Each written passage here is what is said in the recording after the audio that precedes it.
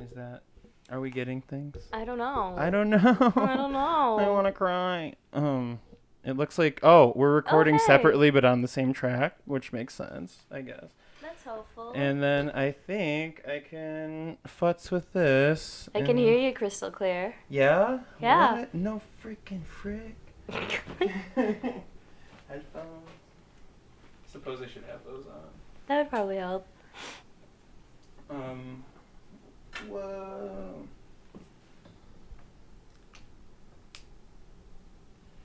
Okay. Can I hear myself? Can I?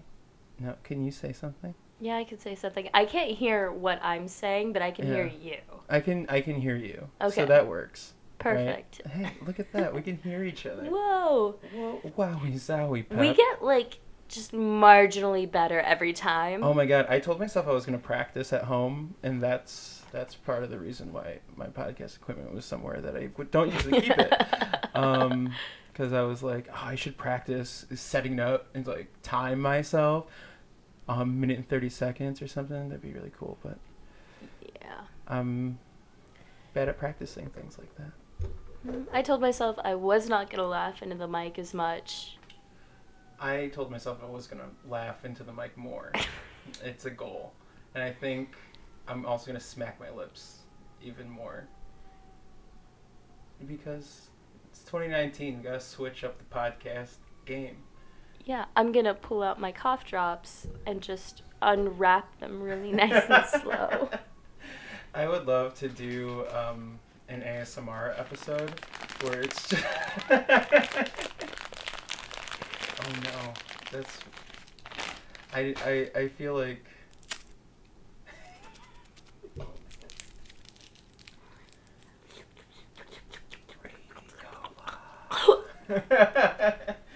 Alright. So that's what we're gonna do from now on. Our podcast is gonna stay the exact same, like everything that we've gotten to this point. We're gonna keep it that. We're not gonna go back to the drawing board, but it is gonna be an ASMR podcast. So people are just gonna listen to it before bed, and it's gonna be at a really low volume, and there's gonna be lots of noises.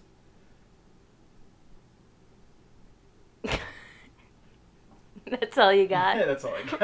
All right. That's all Well, I I got. really do not want this cough drop in my mouth. Oh no! See, we at least it was commitment to a bit. I respect Yeah, the it almost went right up my throat. right up your throat. And out my nose. Cool. It went directly into the trash receptacle. I'm gonna leave it there. Save Hey. it for later. It's per aptly. So Oh yeah, that's another thing. We should not have anything on the TV because that was Yeah. hell to edit. Because Yeah, I'm there's sure it no was. context. There's no context. I'm gonna turn it There's off. always gonna be something on Just this TV. because it will catch our attention. No, if there's TV on, I will watch it. I mean, we It's had a just full like- bit where we just stopped talking to And just listen watch to TV? watch TV. Which is what I do often. So yeah, It is it's- all it's scary. I need to make friends. I need to make plans. I need to go out.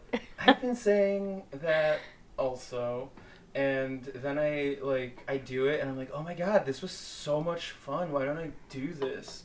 And then I forget, and I start watching The Chilling Adventures of Sabrina. Yeah, again. I started DVRing Little House on the Prairie, and that's how I know I'm far gone. You started DVRing the hit show from CBS. Cozy TV. I don't know where it originally aired. I don't know. For me, I think it was ABC, like before the news came on. My dad bought me the box set. He bought me 2 seasons, but it was like season 2 and season 6. Season 2 and season 6. I feel like that's the way everybody should watch a show. Like, oh, you don't know anything about Game of Thrones? Watch season 2 and season 6. So it's like it's Laura Ingalls and she's a child, and then I move over to the next set and she's getting married. That's like, I I binge watched Gilmore Girls, but for me, I'm just like trying to imagine if it's like Rory's with Dean, and then all of a sudden she's like really in love with Logan. Like, is that kind of what you felt like? When Yeah. you skipped from 2 to 6. Okay, Mhm. I've only seen episodes of Little House on the Prairie. One, when I was in school and we read a little bit of the book and we're learning about that time in American history, and I was like, this is super interesting. I want to watch it. And then I watched it on TV, and I was like, not into it. The thing with this show, especially further on, because when I started DVRing it, it was late in the show's run, is that there's a lot of emotional whiplash, because I kid you not, within this, because there are like 3 episodes that air every day. Mm-hmm. So I have to go through that real fast, or else my So this the channel space throw- on my TV fills up.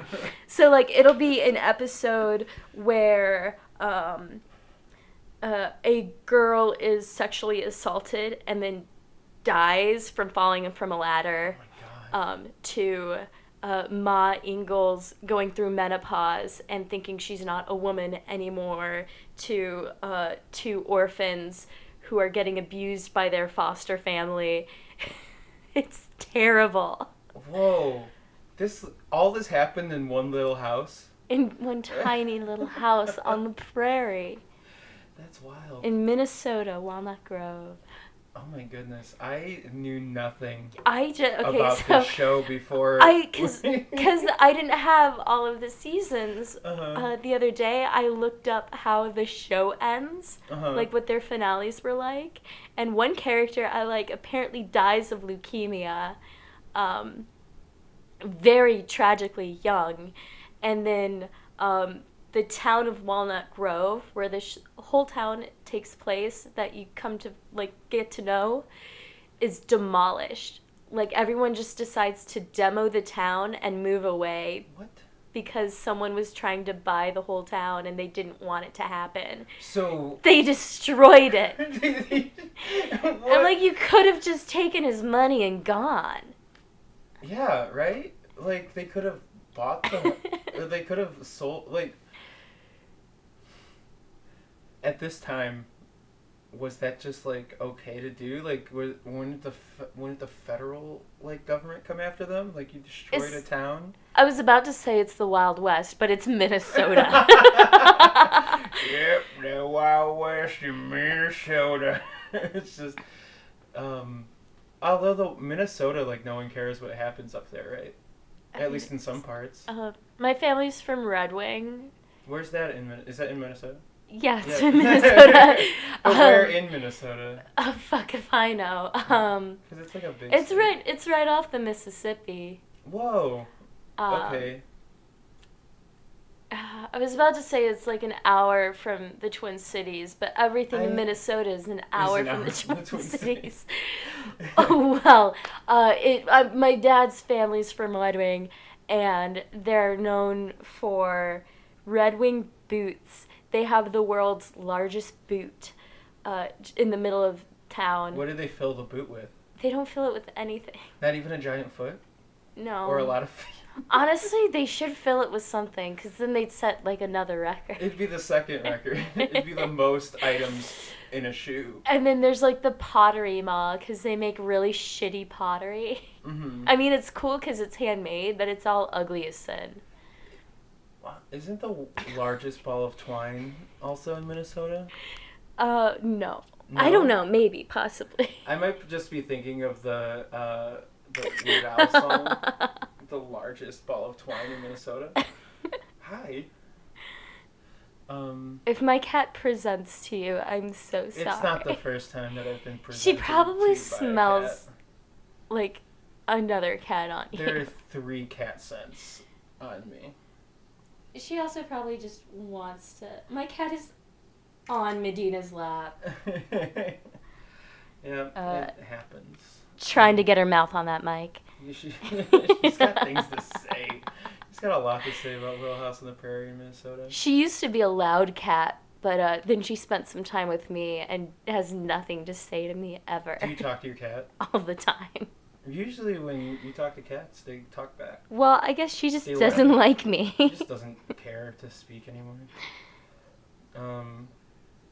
My grandpa had a residence in Minnesota for a while, but it was at the very, like, northern edge. Yeah. So it was like if you crossed the lake, you'd be in Canada. But it was 2 hours away from the nearest town. So, like, it was essentially the Wild West up there because no one gave a shit. Like, the police officers, I don't think I ever saw a police officer in Minnesota when I went to the Northwoods. It was just like, why? How? Especially because, like, Red Wing is such a small town. It's honestly very scary to go there. Mm-hmm. People just kind of walk around in a daze, and then when they see you and they don't know who you are, they'll just stare until you're gone. Isn't that like don't animals do that in like nature documentaries? I like, think it's so. Like it's a natural occurring defense mechanism. You just stare. I have like one. So like, my family moved around a lot. I was talking about this to someone at work. My family moved around a lot, so my vacations would always be to go to Minnesota. Mm-hmm. Like, summer vacations, I'd go there. Went there over Christmas break once with my dad. So all of our vacations would be there. And one summer, this is just like my defining thing of Minnesota. My grandma sent me out into the yard because there was this buck eating the berries off of like a bush she had planted. Mm-hmm. So she was like, go chase that buck away. And I was an 11-year-old kid, and I'm very tiny. And she just handed me a rake and pushed me outside. A rake? And this was also mating season. No! So I was just like, go away. Mm-hmm. And it looked at me and did not move. And then I took like a half step forward and it just like walked away. I think it felt bad for me. What if you had been impaled by antler? Like, that's a real thing that could happen. know. Like, I remember I didn't think a deer could be dangerous until I saw Ice Cube's Are We There Yet? And he fought a deer. And got his ass kicked. And I was like, that deer just kicked the shit out of Ice Cube. Minnesota's dangerous. It's scary. My grandpa took me on a walk around Pepin Lake, and it was just like every couple of minutes he would point to the sky and be like, there's another hawk with a bunny in its beak. That's what they do in Minnesota. They're always like, look at that hawk. All of the birds have rabbits in their mouths. They're all eating all the time. But, yeah, no, 100%. When you're in Minnesota, someone will point up at the sky and say, look at that hawk. It just found something to eat. Although one time my uncle pointed and he was like, look at those two loons. And I was like, what's up with those loons? He's like, those are both male loons. And they're mating. And I was like, what? Gay loons? This is amazing. Wildlife is crazy. I know, isn't it wild? Fuck off.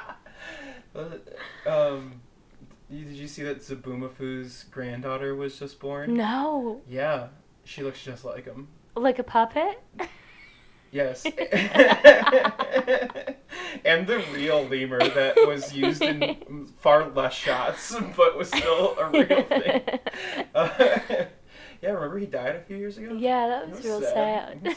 Yet the Wild Kratts still have, the Kratt brothers still have their cartoon. I remember trying to explain I used to nanny this 5-year-old, and she would watch the Wild Kratts as like the cartoon, right? Yeah. And I would be like, oh, when I was a kid, they had a show, but it was like real life. And she's like, you're old. I feel like what made me feel really old was when I remembered the show that the Kratt brothers had before Zabumafu.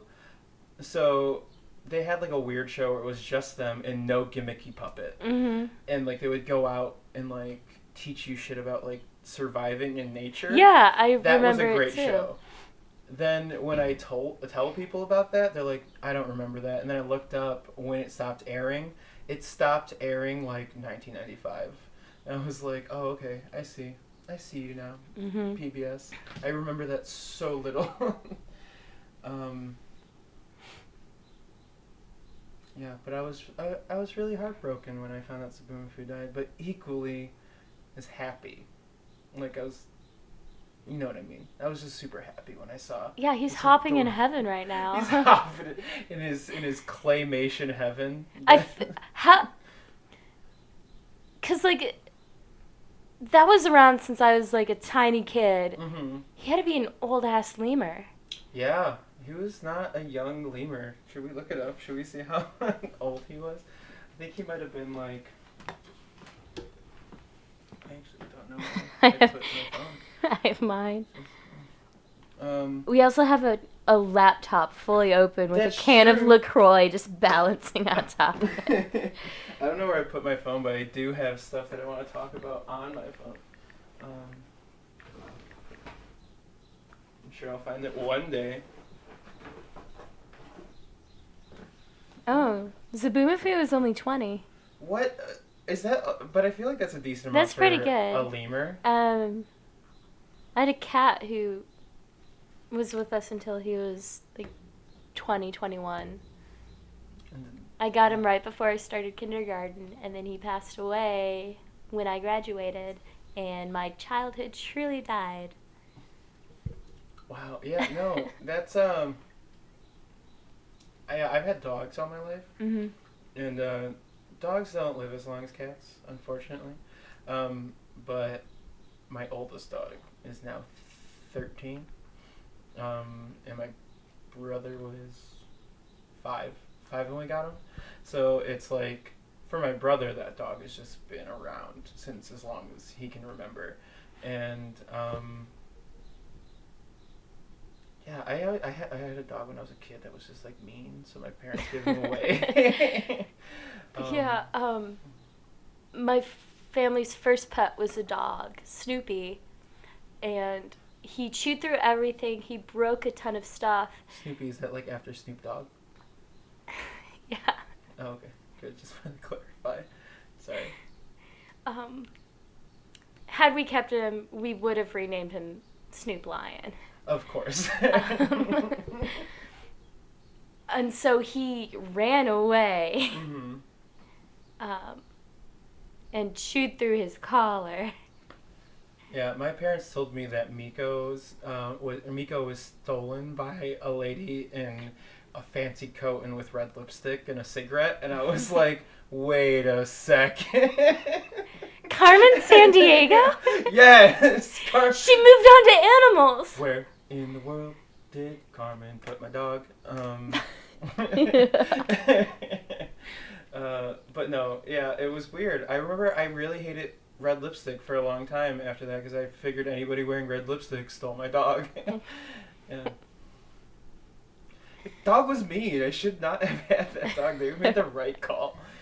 He's just like a little, like, what are those ones that are like tiny and they just bite things and they're like floofy? It was like, not a Pomeranian, but like they come in like black and white and they're like little snowballs. I don't know. It was a dick dog. Bijou Friche? Bijou Friche? That's my new rap name. I think that's what those dogs are called. When my family lived in Texas, we lived in a gated community. Mostly everyone was a realtor. Everyone in the gated community sold houses? It felt like it. It really, really felt like it. Like, all of the moms in that neighborhood were realtors, and all of the dads just owned their own independent business. Because that's how Texas is. That's the dream, isn't it? And so it just felt like everyone was trying to keep up with everybody, like keeping up with the Joneses, whatever. Everyone had like these fluffy little Bijou Friche dogs. Except for one asshole who had like a Saint Bernard. Oh my god! And named him Bijou Frisch. I think so. I want a giant dog, and I want to name him Bijou Frisch.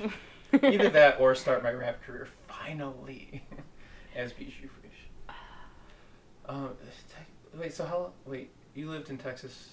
I personally was in Texas for 1 year. Oh, okay. For my senior year of high school. My family stayed there, I think, for 2 more years. So I would go back there for college. And then my parents relocated to Maryland, where they are now. I had a friend in college whose parents relocated to Maryland while he was away at school. And he was so pissed. Because he was like, I keep saying and thinking I'm going to go home to North Carolina. But when I go home, it's going to be Maryland. Well, I got angry because I had gotten my driver's permit in Texas. And then before I could finally take the driving test and actually get a driver's license, my parents moved. And that sucks. I have not made any more steps forward to being able to drive a car. I know how to drive a car. Uh-huh. I just legally cannot drive a car. Is that something that you want to do? Yeah, I really should just... Is that something that we should record live and have it be a podcast? I really should just take the test here and get my permit and then take some driving classes. I just keep putting it off. It's honestly... It's harder driving here than in most parts of Texas, I would say. But it's easier to get your driver's license here. It is easier to get your driver's license. All I have to do is take the 2 tests. But it's stupid easy to get your driver's license here. I also just don't want to go to the DMV. I went to the one downtown. You can only take the test there. Mm-hmm. But I went to the one downtown to get my state ID, and it was awful. It was so bad. Did you go to the one that's like on like Jackson or State? Yeah. Yeah, okay, keep talking. It was just truly such a bad experience. The people there were just really rude. All I wanted was a state ID so I could work as a TV show extra. Because I had to have it by like the next day or 2. And I was like, I need a state ID. I'm a resident here. Here are all of my paperwork. And the lady who was at the first desk, because there are like 3 different desks you have to go to. Yes. Snapped back at me because I was like, okay, here is my proof of residence. Here is like my gas bill. Here's my old ID. And she's like, I can read. I was like, wow, I'm just trying to make this easier for you. Goodness. I never understand why people are so mean. And then when I got to the second desk, they're like, oh, so you want to take your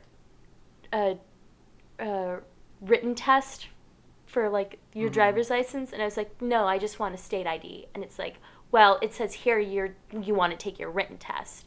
And I'm like, well, the lady must have fucked me over. I'm not here for that.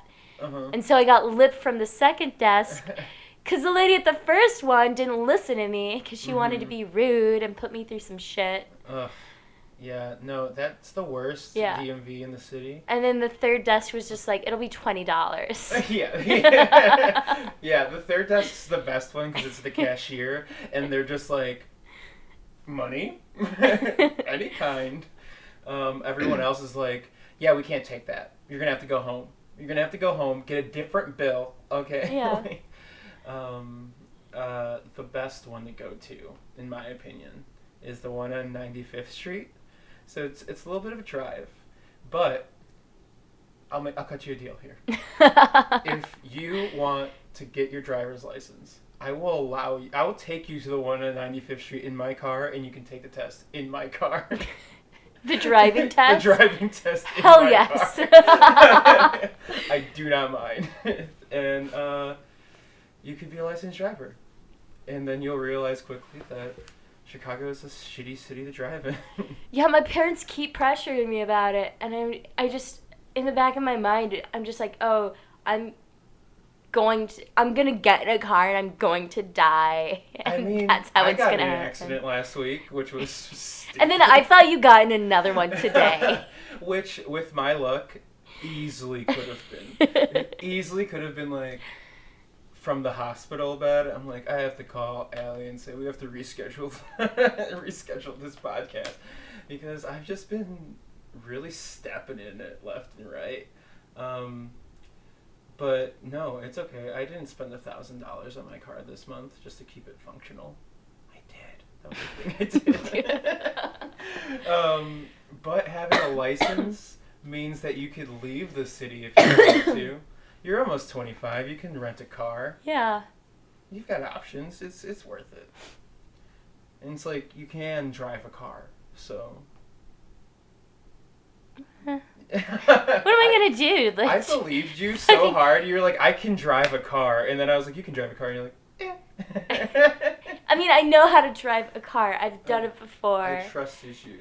It's just between then and now, it's been so long. How many years has it been? I don't know. It's just okay. So probably 10? like 2 or 3 years since 3? I've like actually sat in a car and driven it. I just fucking guessed. That was like 10 years. It's been 10 years since you drove. No, I guess it's like for me, and this is coming from I'll be honest, like not a great driver. I'm not a great driver. Chicago allows you to get away with a lot of bullshit, and everyone pulls the same bullshit moves. So it's like, whatever. But from car to car, I'm like, do I know how to drive? Like if it's a tiny car, I'm like, I have so much power. I can just send this car flying with my big toe. And then if it's a bigger car, I'm like, am I gonna hit everything that's around me? And I get super nervous. So a little bit about my driving. It's not great. I get nervous on planes. No, it's just in cars. My brother's learning how to drive right now. He was like, I can do it. I'm really good. He let him drive me to Chipotle in my car.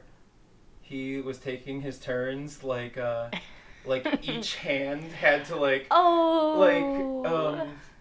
if you could, so you know how they use the analogy like the clock face? Yeah. So it's like his hands started at 9 and 3, but as he turned, it was like he would just grab like. See, what you're doing looks like Rock'em Sock'em Robots. He would just like grab it and then turn it a little bit and then let go with both hands and just like kind of like keep grabbing the wheel. I was like, Blake, what are you doing? He's like, what? I'm turning. I'm like, never let go of the wheel so many times. Well, they teach you, because I did take like a driving class with like an instructor in the car with me, and he's like, yeah, you just let it slide, the wheel slide through your palms. And then you keep your palm there, and then you just keep turning it. Yeah. Well, my brother. I remember, because I did very well. He took me on the highway at the end of 3 days of like training in a car. How was that for you? Was it scary? In Texas, in San Antonio, where I lived, they had just finished building these big ass like overpasses. Overpasses, yeah. And so I had to go up one, and it was terrifying because it was very, very high up. Ridiculously high up. Yeah, I don't think I've driven on any of those in Texas yet, but I can see how that'd be scary. My driving experience, my learning how to drive, my driver's ed experience was horrible. I took it over the summer at my school, at my high school. It was taught by the gym teachers who happened to also be working that summer, teaching summer school gym. And the first day that I went out was the day that, because they put us in groups of 3 and like to be in the car. And the first day that I went out, we were supposed to just drive in the parking lot and not use the accelerator, just like let it move itself and like learn how to turn and like brake and all that. At the end of that hour or like that session, they were like, oh, okay, Anthony, you didn't get to go today. You'll go first time next week. First time next week, they're like, we're going on the road. So I didn't even know how to turn or like brake. And they were like, yeah, you learned this last week. And I was trying to explain, like, no, I didn't. But since they also rotated who our teacher was every week, the teacher was like, no, like, we can't like, you did this. Like, you should have practiced or whatever. I literally was never taught how to do this. So then I just got screamed at the whole time I was driving on the highway. And then each time after that, I just got progressively nervous. And each of the teachers that I worked with just had at no point did they think, maybe I shouldn't yell at this new driver because stressing out a new driver is going to get us all killed. They were just like, I'm a gym teacher. I scream at people to make them do things, so I'm just going to scream, drive better. And so I didn't drive for like a year after getting my license because I was so terrified. Yeah. Cool. Yeah, wasn't that fun? Wasn't that a fun little rabbit hole to go down?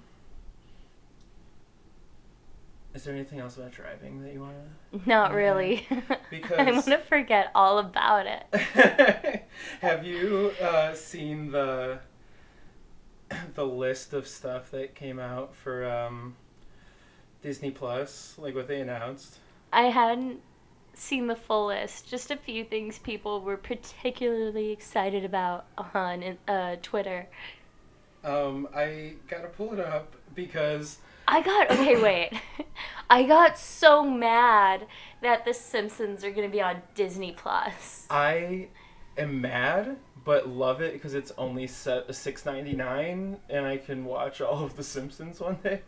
I mean, I can already watch all of The Simpsons on FX. That's true. I don't have like a cable provider. But I got so angry because that they're pairing The Simpsons with Disney.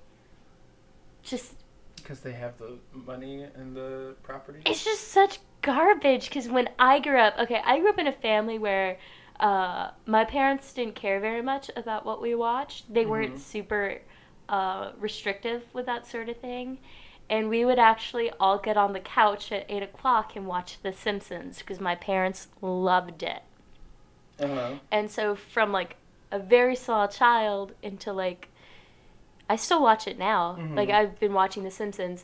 But I always had those friends who are like, oh, my parents won't let me watch it. It's inappropriate. And that would always be, I don't know why, such a huge... It doesn't feel Disney. It doesn't feel... Like, because I'd have those friends. They, like, couldn't watch The Simpsons, and, like, we'd be stuck watching Disney. And that they're being compared now makes me so angry. I feel that. I was one of those kids that wasn't allowed to watch The Simpsons because it was inappropriate.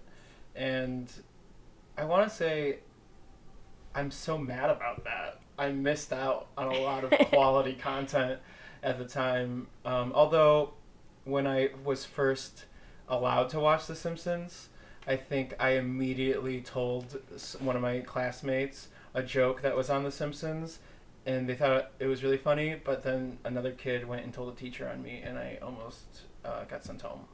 So. What joke was it? I believe it was...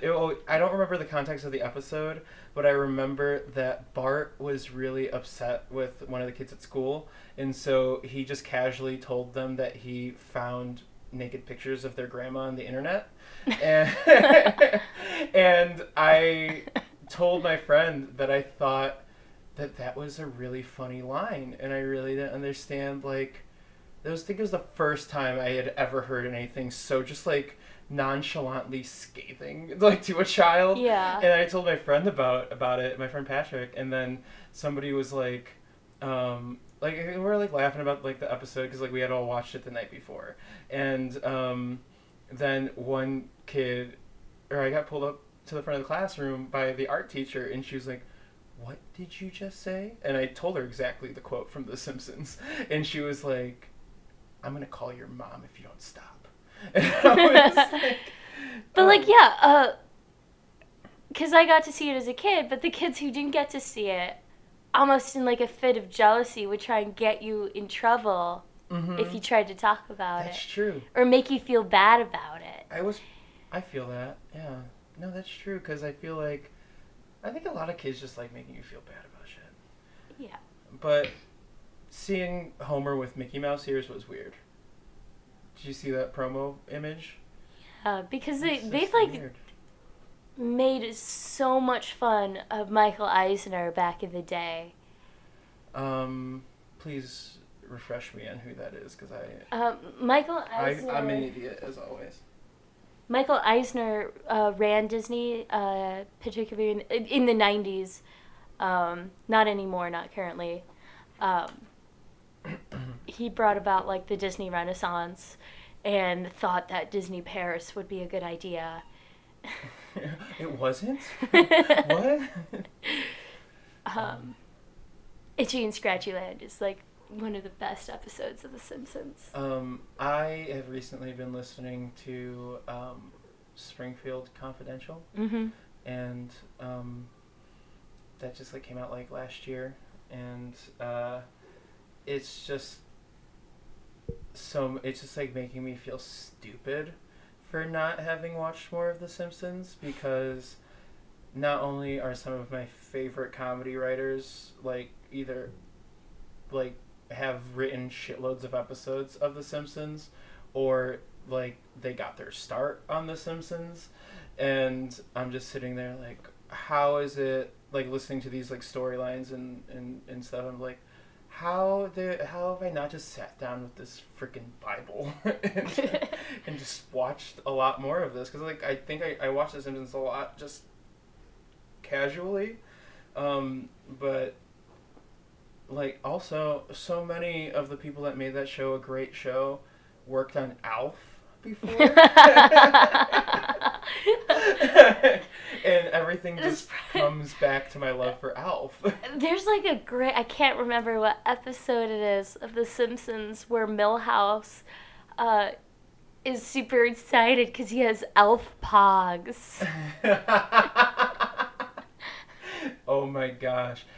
Well, I also love that Alf, the guy who did the music for Alf in the show Alf, also did a lot of the music for The Simpsons.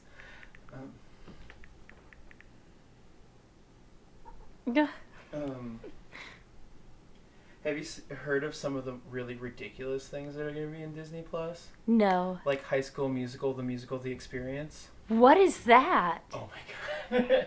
So High School Musical, also, the musical, The Experience. I have something to follow up after after you're done with this. So it's a show that is going to be a fictional docuseries taking place in the high school that High School Musical was filmed in,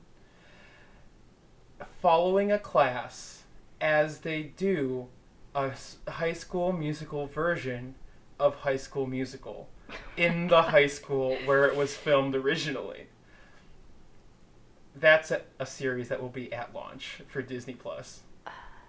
Also, coming from executive producer Kristen Bell, is a show called Encore, where she takes the original cast from High School Musical and has them recreate their performances 10 years later. Oh my god. I can't wait. Isn't that... That's fully worth the $6. Exactly, and that's not even including the Star Wars and Marvel content. Have you ever... it was on Netflix for a while, but there was this documentary called Fame High. Is that like Fame, but in a high school? No, this is a real documentary. Oh, okay.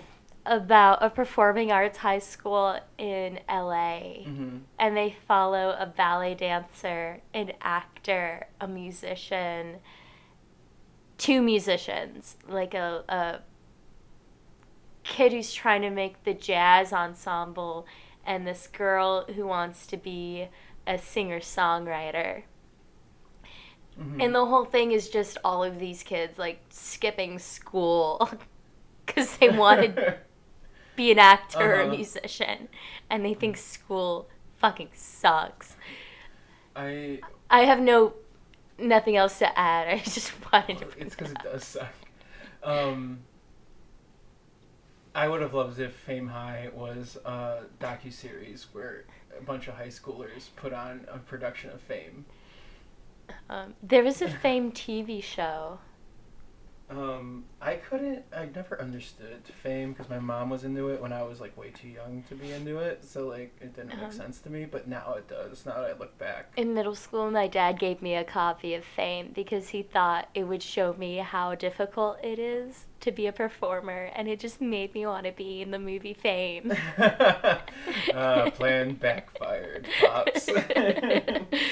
um, so another Disney Plus thing that's been super interesting to me is that our next Disney live action movie, besides The Lion King, of course, live action air quotes, is going to be Lady and the Tramp. And it's coming to Disney Plus at launch. Wow, I can't wait. Can you wait to see those CGI dogs share that bowl of pasta?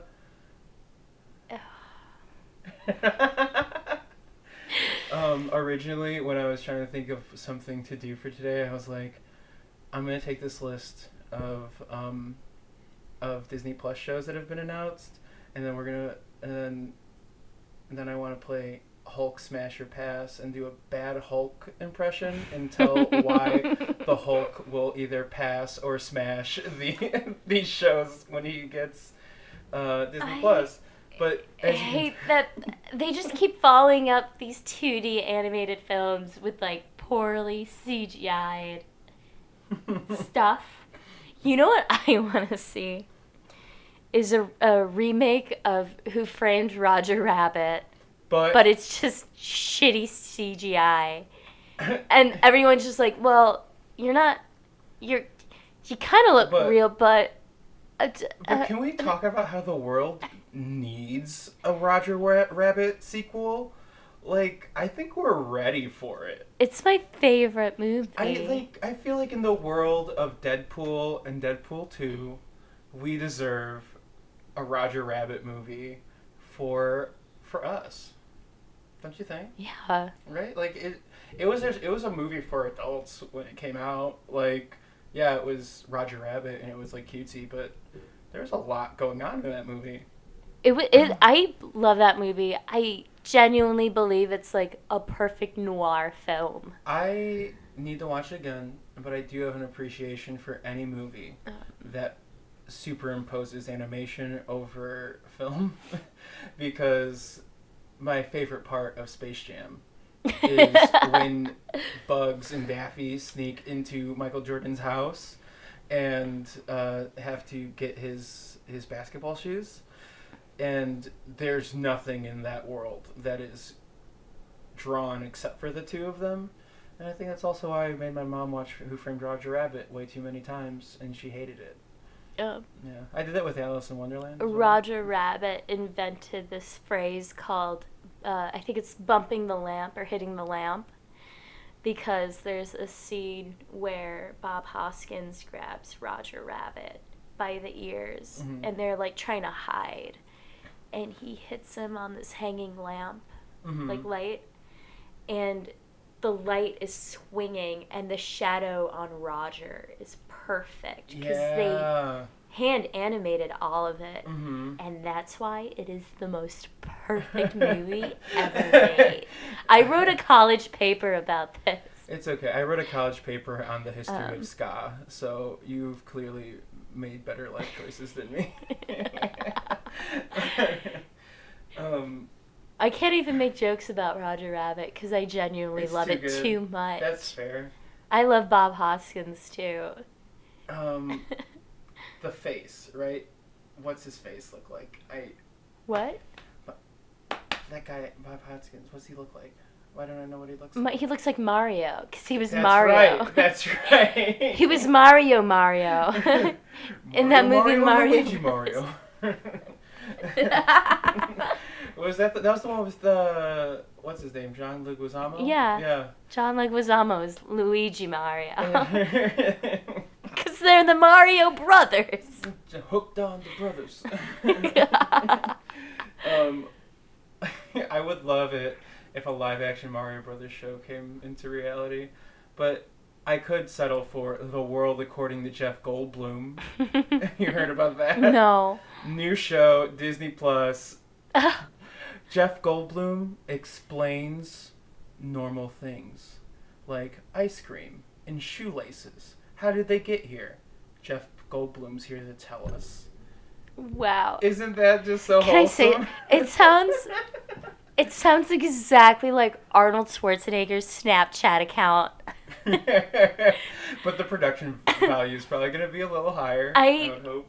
I don't go on Snapchat anymore because I could not care about it. I moved on to Instagram. For me, that was DJ Khaled that did that to me. But when I did go on Snapchat, I followed Arnold Schwarzenegger, and all of his Snapchat stories would just be him describing things that he sees.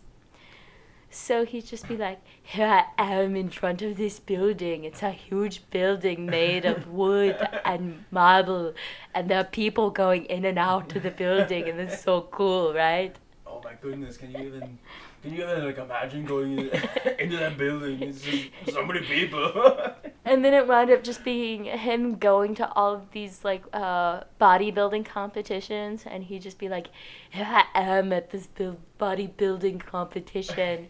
Look at him, he's picking up the dumbbells and now he's putting it down, and wow, he's so strong. Ugh. Have you ever watched that documentary about him, his yes. bodybuilding career? I love that scene where he just mentally fucks Lou Ferrigno. Uh-huh. And I'm just like, Arnold Schwarzenegger just made the Incredible Hulk feel like an idiot. Have you seen Hercules in New York with his original audio? No.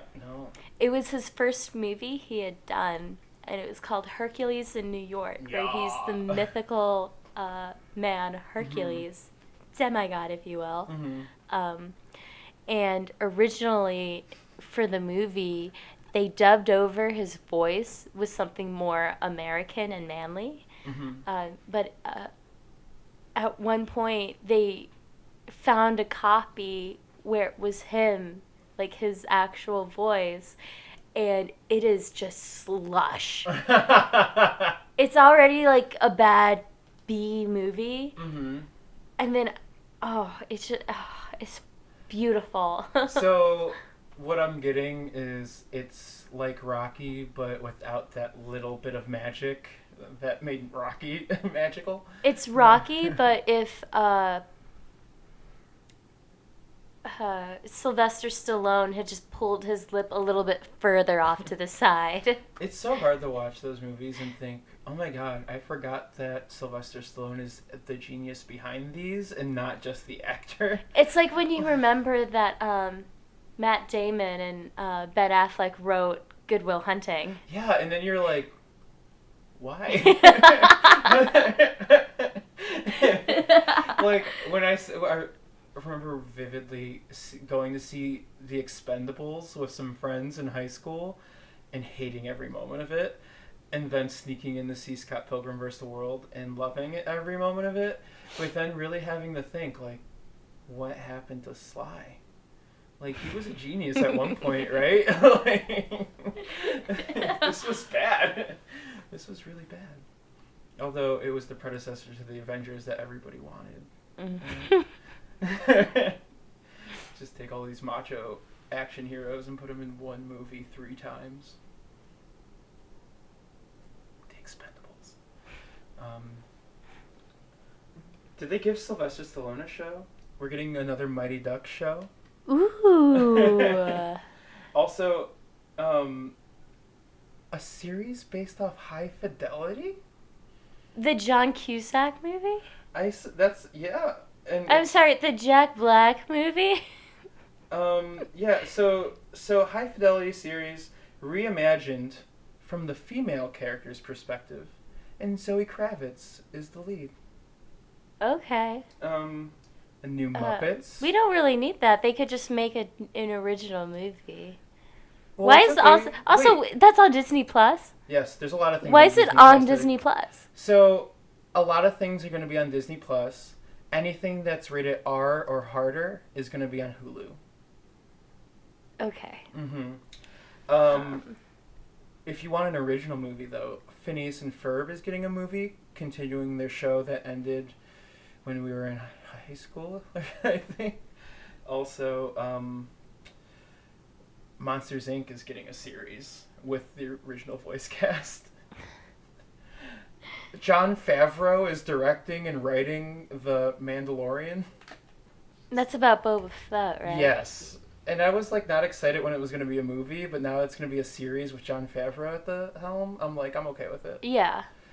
I'm like, he kind of kicked off that whole MCU thing that everybody liked. And also, what's that movie where he cooks for Scarlett Johansson, the chef? I can't remember.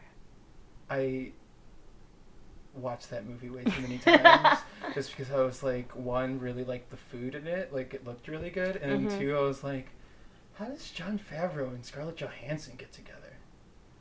How does that happen? It's in the movie The Chef.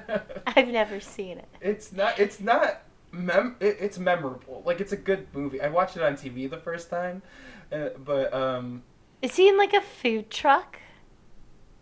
Is he? I really only vividly remember the scenes of him cooking in his apartment. Okay. Because I might be confusing it with something else. So I watched the movie on TV multiple times because it was on TBS multiple times that week. And then it was also a Binging with Babish recipe that I made multiple times. So now I only basically can remember Scarlett Johansson being in love with food. And that's the whole movie, essentially. No, it's not. It's a deep movie. Sorry, John. I don't mean to take away from your work. I know you're listening. But yeah, Disney Plus is going to be freaking wild. WandaVision. Can't forget about You got so angry. I was so mad because, like, we sat here looking for a title for weeks, and they just come up with WandaVision. It sounds like the Scarlet Witch and Vision are they get their own public access show. And it's just them doing couples therapy. Yeah. And, like, having callers call in and, like, tell them their problems.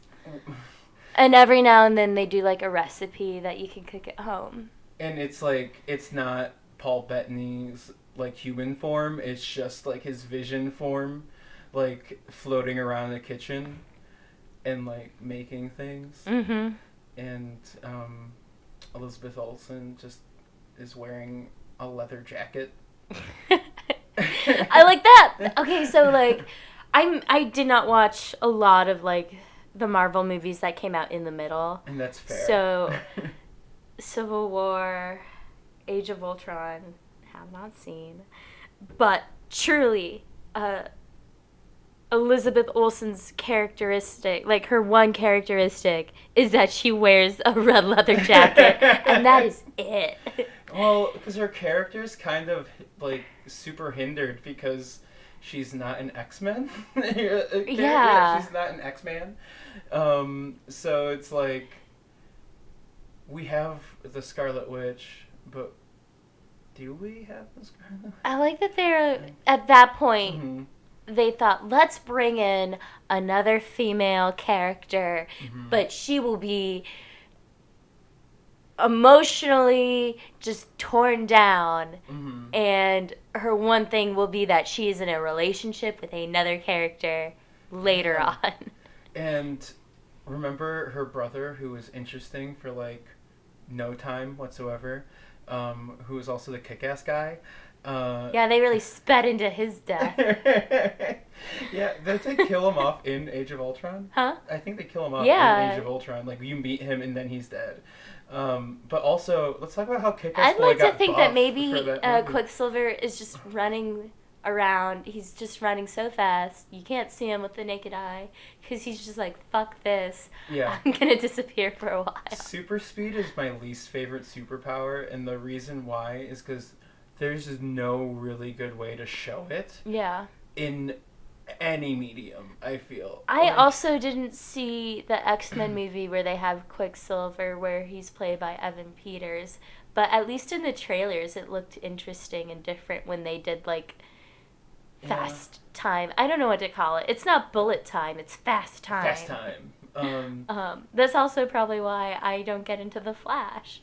The Flash is, well, somebody, I forgot who it was. It was like some comic book writer fucking ruined the Flash for me, because they're just explaining about how, like, if the Flash is as fast as they say he is, then no problem should ever be able to happen because he moves fast enough to stop it. Mm-hmm. And I'm just like, okay, well then all of these problems that are presented are even worse than Superman, because I didn't like Superman because I was like, he has no weakness, like, other than kryptonite and, like, Lois Lane. Yeah. But Flash is just like, he's like, I'm fast, I can do things fast. Ooh, hey, what's going on, guys? Zip, zap, zap. I would love it if the Flash was just like, who would win in kid. a fight? The Flash or Sonic? Oh my god, I just said I really wanted the Flash to be like this annoying little kid, and I just realized that that's what we got already with Sonic the Hedgehog. Speaking of which, that movie is going to be amazing, but Sonic would win. Sonic of course. Would win, right? Yeah. Right? Although I heard that the reason he moves so fast is his shoes and not his power of running.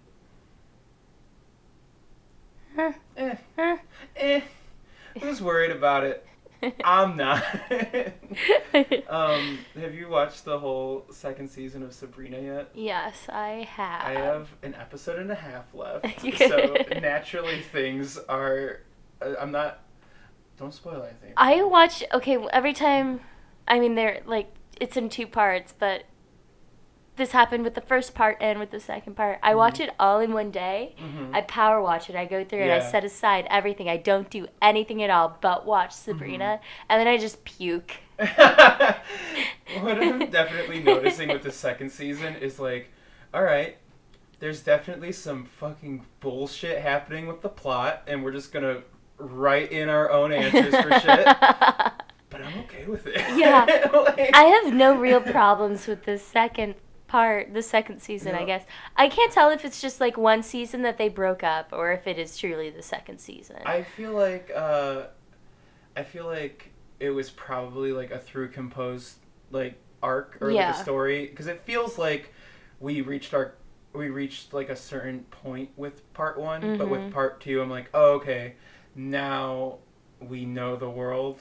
Yeah. And this story that started can be continued. There's only one thing that did bug me, and it's just that Harvey just got a little bit boring.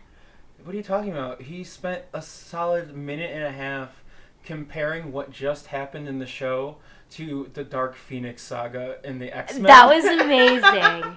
Which I loved, because it was like a Kevin Smith thing that he would have done like 20 years ago, and they would have been like, no one does that in films. It's stupid. They do a better job with Harvey than they do with, like, Archie and Riverdale. Archie and Riverdale is just, like, vanilla pudding. Yeah. They do a great job. I think they just kind of were like, I don't know how far you are, so... I'm in episode 8, like, of the 9 of this season. Spoilers...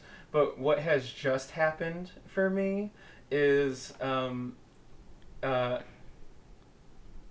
Ambrose and Sabrina have become aware that the Mandrake double is who she is, and they're okay, cool. They're like trying to stop her. It's just something I hate that people do to like move a plot in a dramatic way.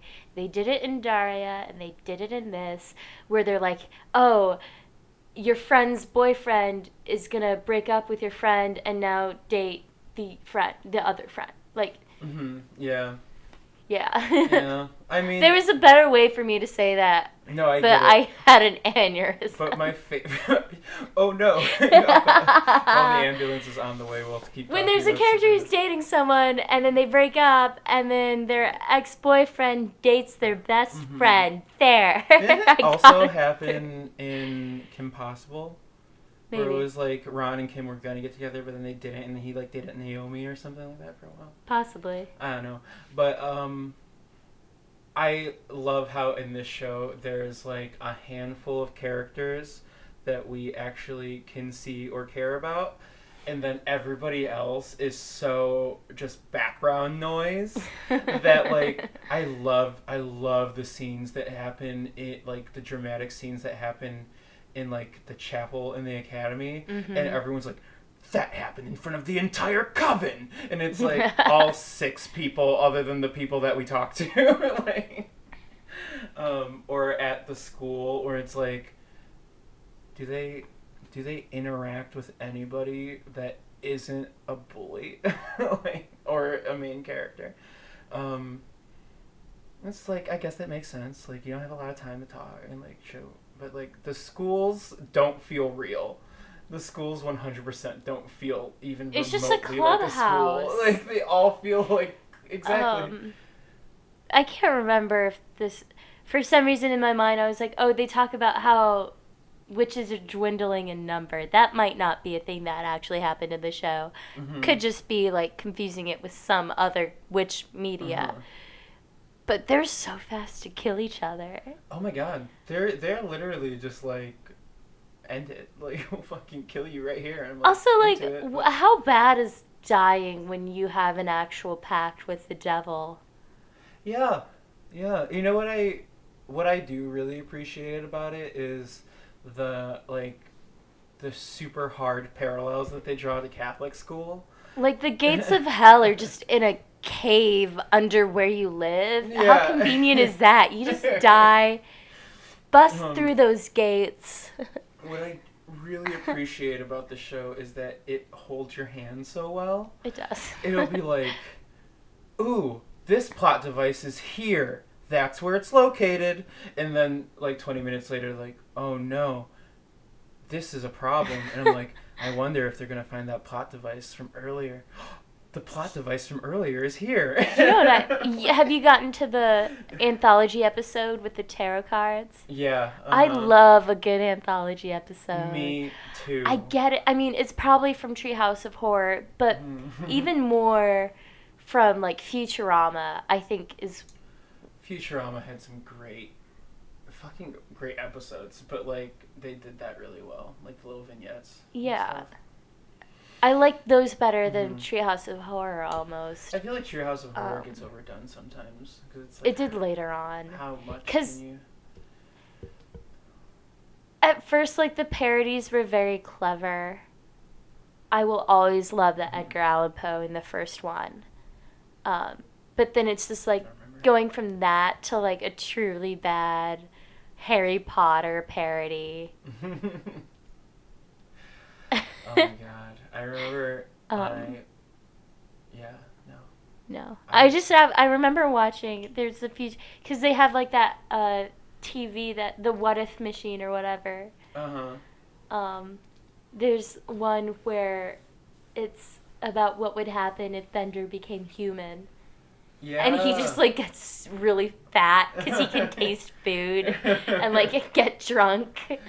That was a good show until it, like, got killed and then revived again. Yeah.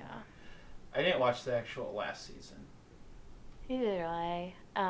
I just saw, like, because we had the first 3 seasons on DVD, and we would just watch them over and over again, because at one point my family was living in Germany and didn't have American TV, so it was just watching the same DVDs over and over and over again. And that was one of them. It was like that, the first season of Mad TV, first 2 seasons of Kids in the Hall. Oh my god. And then, like, the first 5 seasons of The Simpsons. So it's no wonder why you don't need to take these comedy classes. You just have such a great upbringing. That's why I only work at Second City. I don't study there. I had, for a while, only, like, 3 DVDs that I could watch, and it was The Benchwarmers, School of Rock, and seasons 1 and 2 of George Lopez on DVD. Eventually, I branched out and I got Alf, and I got the Super Mario Brothers Super Show, which we've all seen it. It's a fever dream of a TV show. Honestly, if I could go back and program TV for CBS Saturday mornings in the 80s, hell yeah. Do it. You could do, like, anything that was, like, neon colored and had a cool animal, and it was a hit. Like Sonic the Hedgehog aired during that time. That was in the 90s. That was a hit. There's a What If show coming to Disney Plus. Yeah. Have you seen that yet? No, I haven't. The example that they use, because it's an MCU show, is what if things in the MCU played out a little differently? Like, what if Peggy Carter had gotten the super soldier So it's a fan fiction show. Yeah.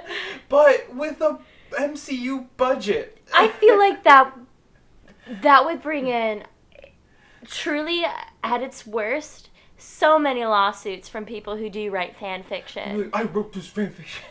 Well, that's the fucked up thing about, like, comic books being turned into TV and movies, is that once you write a story using these characters that you don't own, then the company, like the people who do own it, they're just like, well, we don't have to pay you for this. I think that's like how Image Comics, maybe. You know, X-Men First Class was stolen from a Neil Adams book. In the 90s, I think there are a bunch of writers for Marvel who, like Marvel and DC, I mean, it's basically the same writers and like illustrators who got real pissed that they didn't own the creative rights to their characters. Mm-hmm. So they went off and started their own publishing company. Yeah, I mean, it makes sense. I, for one, if I were Frank Miller and then I saw Batman v Superman Dawn of Justice and saw that they just ripped out huge chunks from Dark Knight Returns and then did it poorly, I'd be pretty mad. Neil Adams wrote a book called First X-Men, and it was literally the catalyst for what was X-Men First Class, and he did a podcast talking about it, and he's like, I have seen no money from that, and it was all my idea. He's like, and I never will. Okay. It's a lot of fun.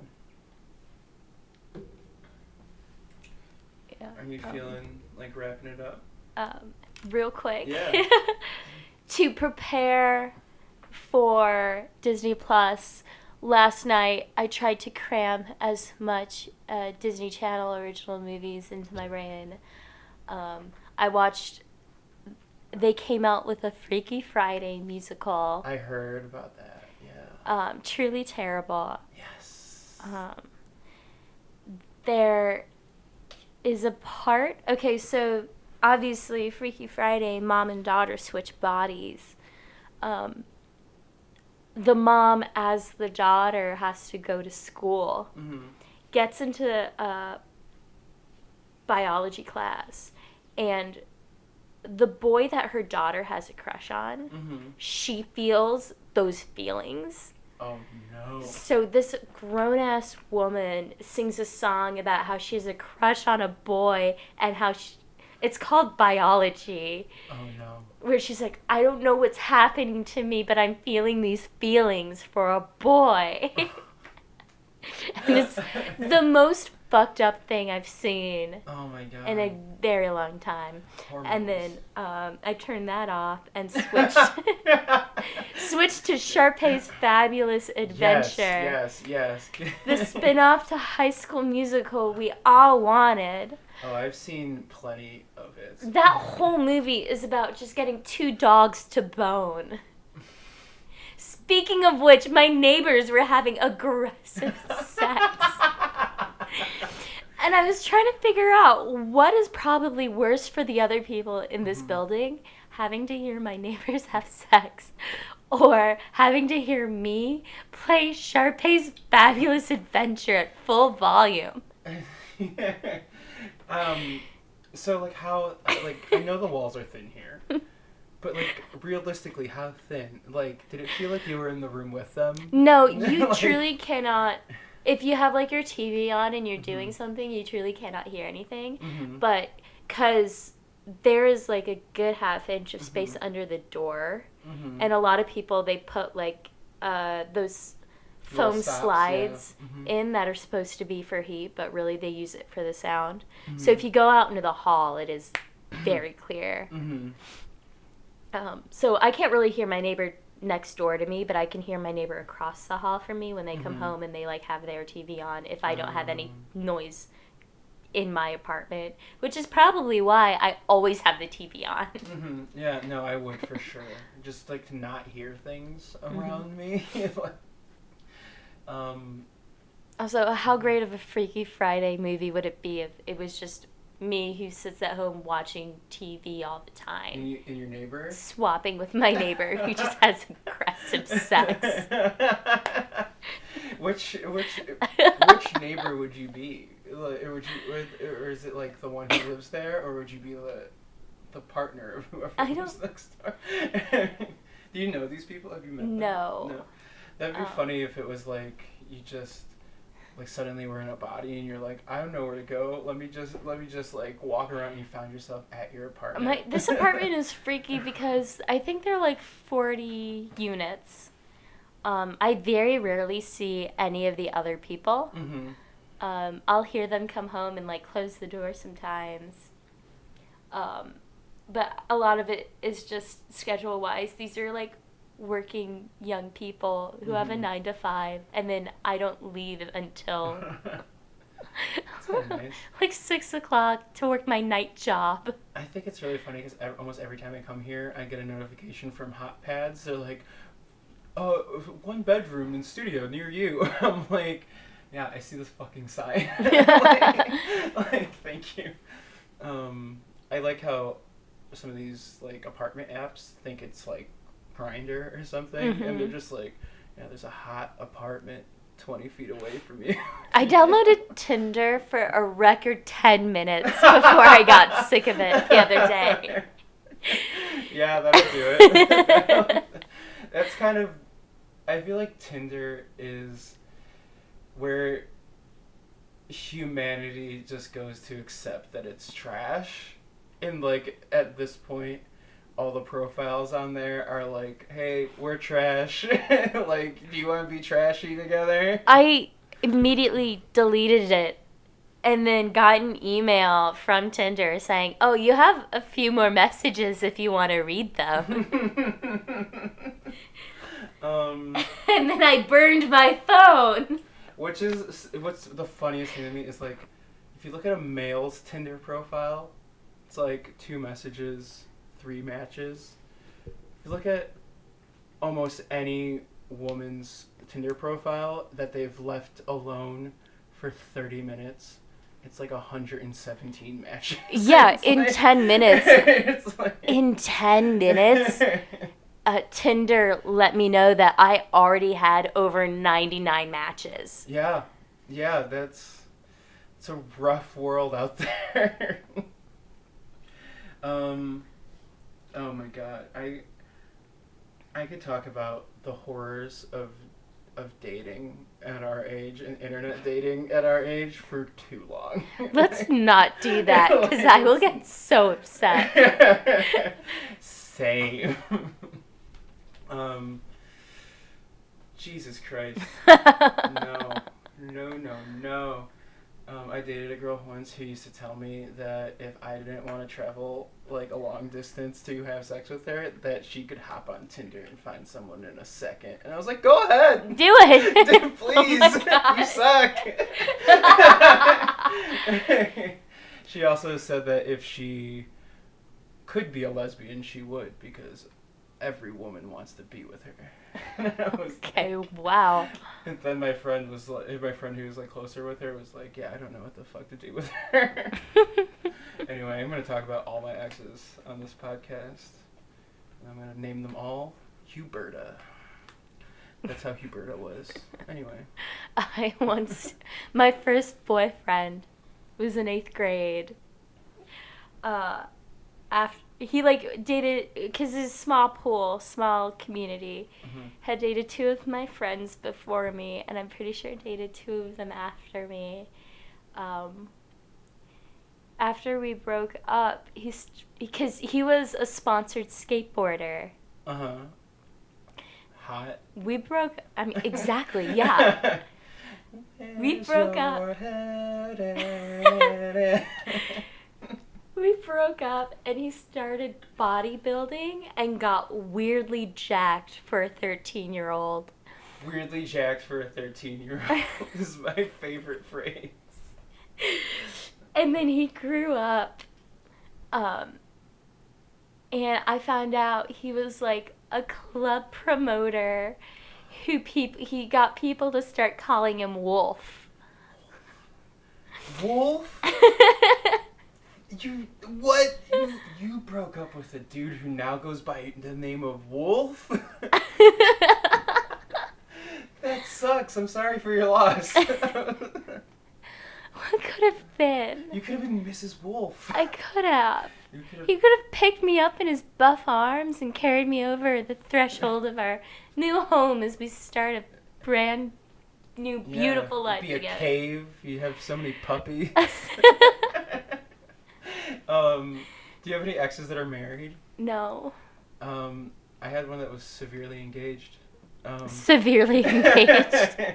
Yeah, like, she got engaged, and I remember one of my friends, or one of our mutual friends from high school was like, hey, did you see that so-and-so's engaged? And I was like, no, but that checks out. And then I did what everybody does, and, like, they just, like, kind of snoop, you know? and I was just like, I'm so glad that wasn't me. I just dodged a lot of bullets there. Like, bullet time. Dodge them like bullet time. Like bullet time. Dodge them like bullet time. Welcome to our podcast, Dodge them like bullet time. Oh, we should change the name. We should change the name. Wait, did we even announce our name? No. We should announce our name. Ooh. Ooh. You say it first, though, because I say things wrong. Welcome to our new show, Edited for Content. Yes, and see, I have a tongue tie, so sometimes when I say edited, it sounds like... Yeah, it's no fair to have me say this, because I have a lisp and also a childhood stutter I talk over. All right, so we picked a name that we can't say. As long as you people at home can. But now it is... Edited for content? I was going to say... Oh, no, now it's... Jacked 13-year-old? No, wait. Weirdly jacked for a 13-year-old. No, we're weirdly jacked for a 13-year-old. Oh, we should just make that our improv name. Oh my god. And go to the playground. That's what Chris Stritzes and I did as Pomone and Toomba. Oh my god. We have an Instagram handle that is Pomone _and_. Toomba. And we're a two-prov group that has met and rehearsed once and performed in front of a live audience once. And every time we see other people, we're like, hey, we're in a two-prov group. Pomone and Toomba.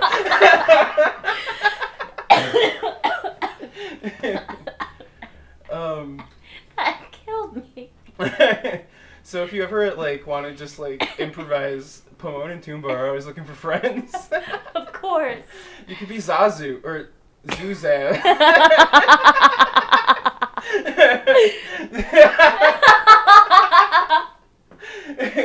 Hello, we're Pomone and Toomba. This is from Zuzan. What's up? She's the royal advisor to all of our improv. But yeah, we basically just we did a scene once in our one performance where it was like a solid 30% of the show was us arguing over who got to watch a movie with our grandma's urn. And I was like, this is my comedy partner. So stupid. But then we never met again. So we make sketches, video sketches. We do that from time to time. You've evolved. We're so beyond too proud. You gotta appreciate the beautiful things that God gives us, like when an improv group transitions to sketch comedy. I know. Right? My favorite is those improv groups that transition to video sketch, and they just post shitty videos of themselves on YouTube, and it's just them doing something stupid in their office. like there is this one that was like a meme for a while. It was like called like Gator Poon or something. Yeah, it was called the group was called Gator Poon, and it was just a bunch of like douchey white guys doing douchey white guy sketches that looked like they were shot on an iPhone and like with no mics or anything like that. They had a solid fun. They had a Kickstarter going, and that's how the meme got started because they were looking for like 10 grand so that they could like buy cameras and shit.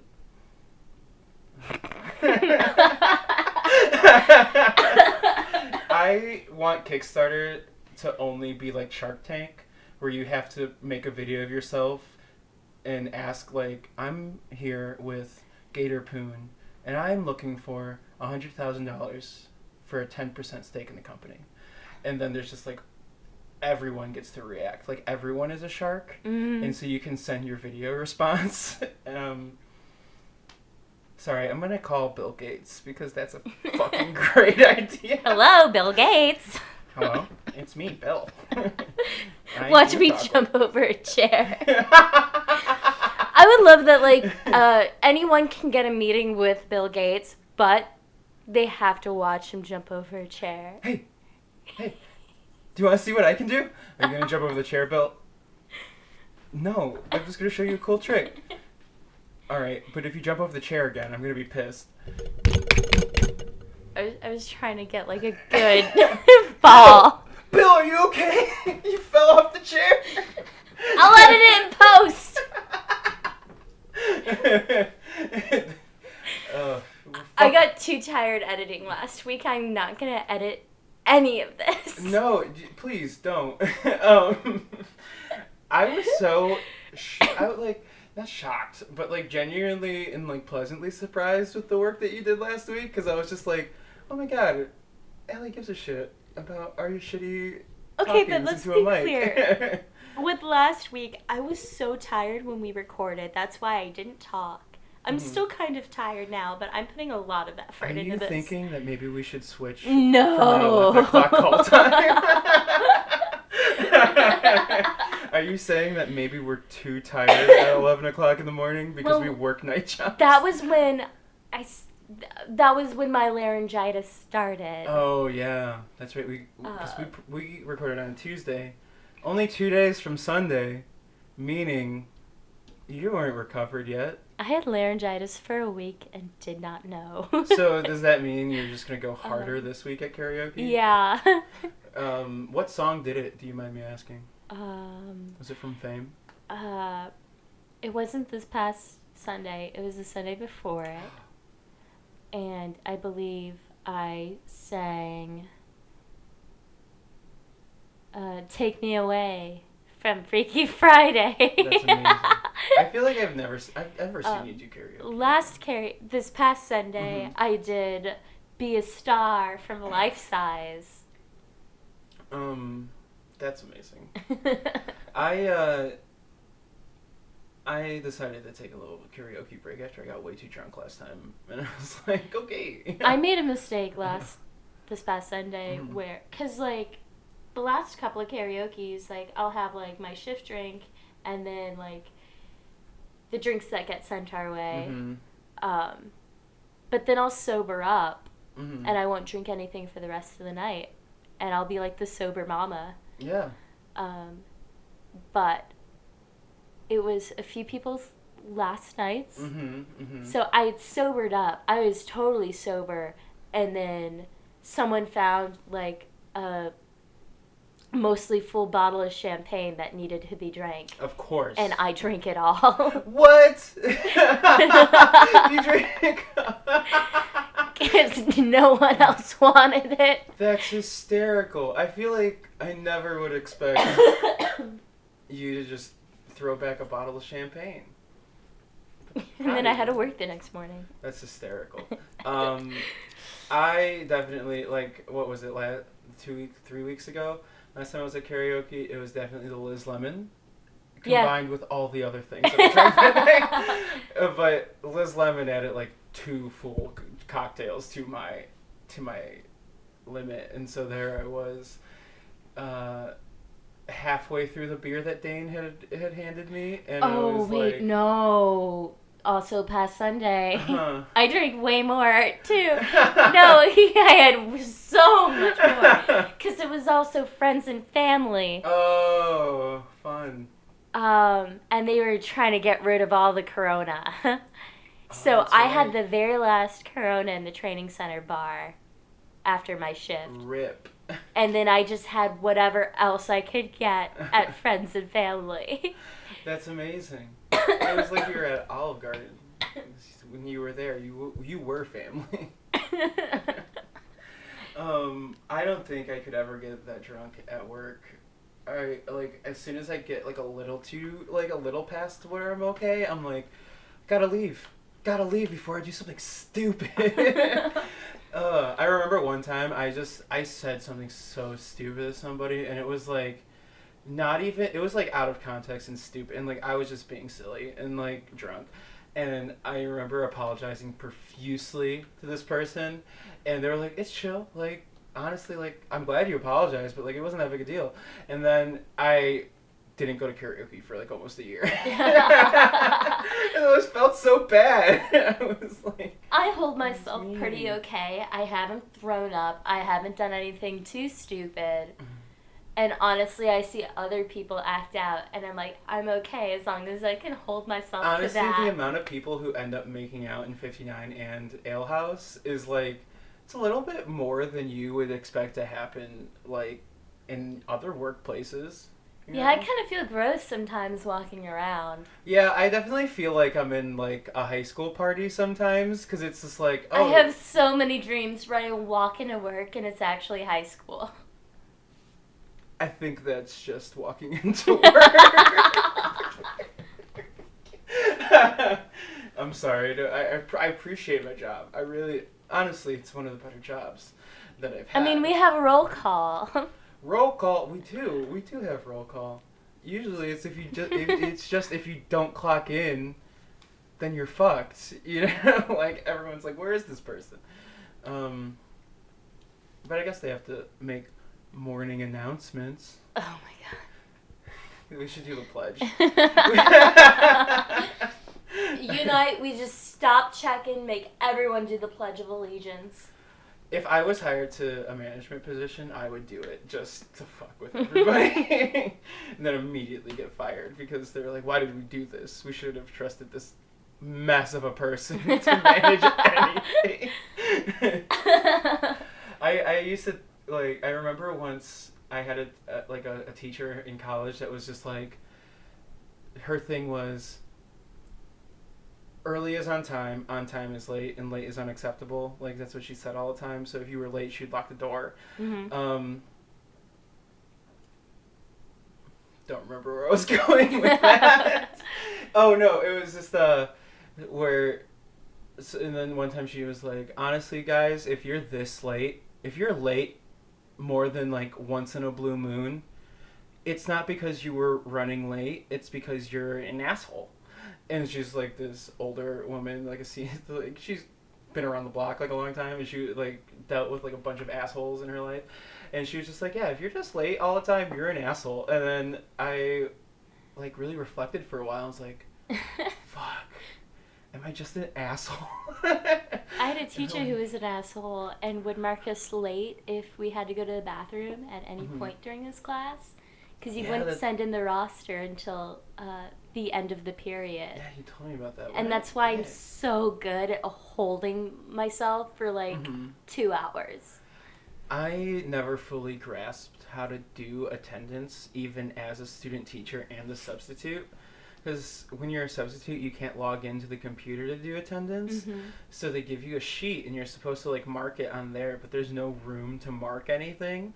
So sometimes I would just like cross kids' names off and be like, they're not here, I guess. And then they would like send it down, and I never heard back like if I did a good job or not. And I remember one time it was like this one kid, and it was a kid that I had taught while I was a student teacher, but was subbing for my co-op after I had graduated.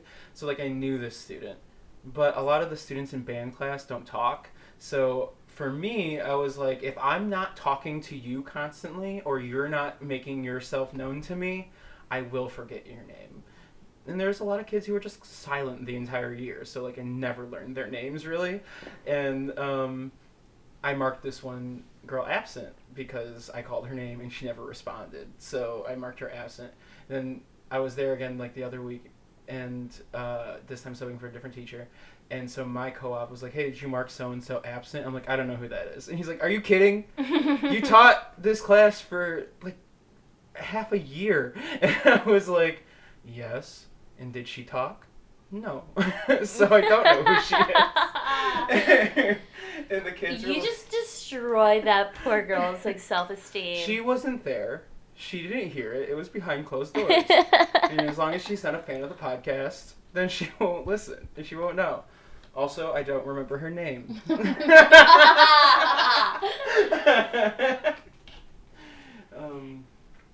yeah. Fun. Teaching kids is great. I'm all out of steam. I'm out of steam. I've been out of steam. Yeah. I think it was like half an hour ago you asked if we were ready to end this. Well, because I look at your face sometimes and... It's just... Please don't take this the wrong way. Don't take this the wrong way. Sometimes you look like you'd rather be anywhere else than across from me. And I'm like, should we call it?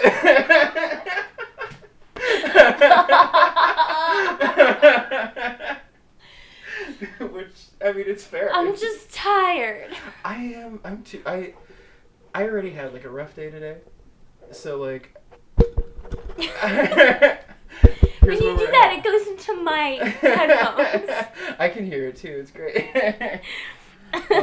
But, yeah, let's... So... This has been edited for content this week, ladies and gentlemen, and people who know better. Check us out on Disney Plus. It's a launch title. Edited for content. It's going to be a launch title. You have anything to say? Anything coming up this week? No. That you're excited to plug? I don't do anything but this. Hey, check out Avengers Endgame. Next week, we play a game called Don't Spoil the Endgame, where we take hit movies and we try not to spoil them. All right. Bye-bye. We love you all. I can't find the mouse. Where's it at? It's a mouse.